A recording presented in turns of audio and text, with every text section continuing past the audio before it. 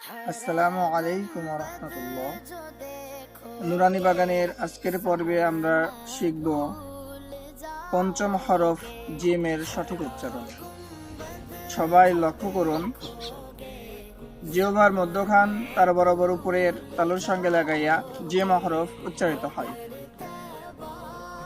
জিহ্বার মধ্যখান তার বরাবর উপরের তালুর সঙ্গে লাগাইয়া জিম হরফ উচ্চারিত হয়।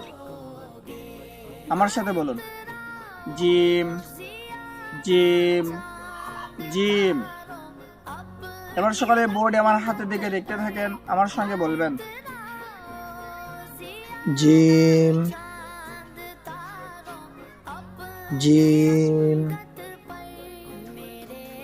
Gym gym. আজ এই পর্যন্তই।